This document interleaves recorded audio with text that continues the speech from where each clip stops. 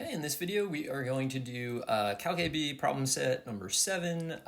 There's a link to the problems in the description, and there's also a link to a playlist of all of the problem sets. So try to keep each of these under 10 minutes and, well, basically do them as fast as I can. So you might need to slow it down to watch the solutions, but hopefully you're getting most of them on your own.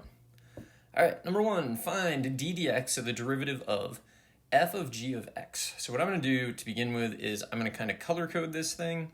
So we're finding d dx of f is going to be in blue, g is in kind of like this whitish color. So the derivative of f of something is going to be f prime of that thing, so f prime of g of x, times the derivative of that thing, which is g prime of x. That's it. This is actually the chain rule. Don't be afraid when you're just using notations on these problems, because that kind of comes up a lot. All right, next up.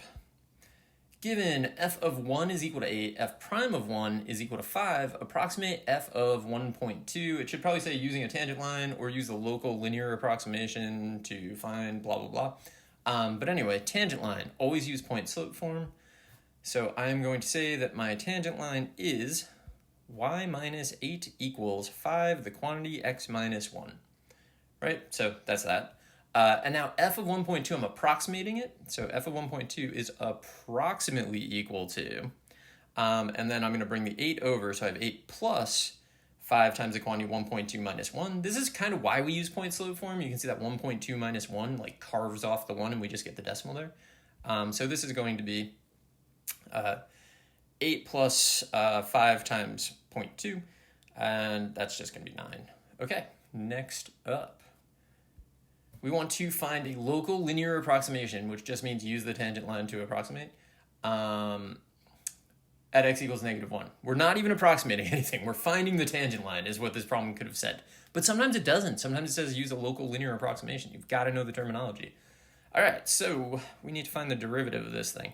We need d dx of, so it's f of 3x squared minus 5 cubed, and then at x equals -1. I've chosen to rewrite that as the quantity cubed. So the quantity f of 3x squared minus 5 all cubed. So the first thing we're doing is the derivative of something cubed, and then the derivative of f, and then the derivative of 3x squared minus 5. That's the game plan. So the derivative of something cubed is 3 times that thing squared.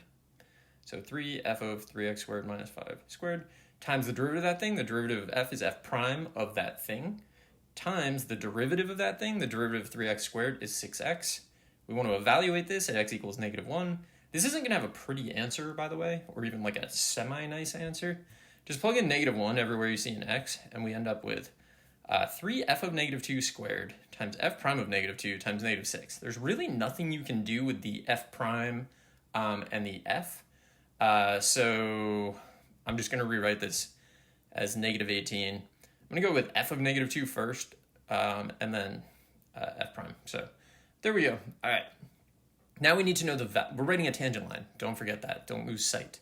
So we need to find the value of the original thing at x equals -1. So we're looking for f of 3x squared minus 5 at x equals -1, but that's just going to be f of -2. And now the tangent line, so it's going to be disgusting.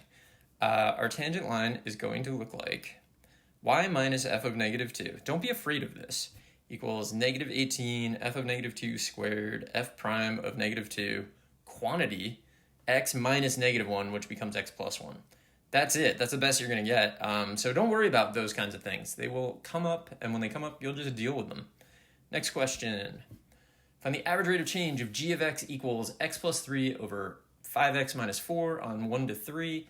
Average rate of change is algebra 1 slope. You're going to be asked that question a lot, and you need to realize that it's just asking you for the algebra 1 slope.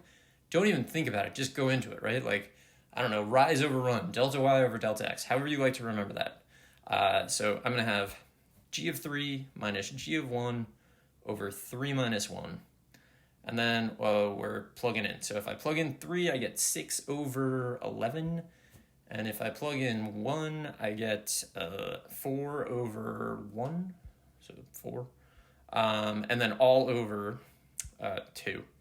So this, if we simplify it, we're going to get -38 over 22, which is -19 over 11, which I hope is right. I don't remember if I checked that on a calculator or not. But anyway, that is the end of problem set number 7, and I will be back in the next one to do problem set number 8. I hope you're enjoying these. I hope you're finding them useful.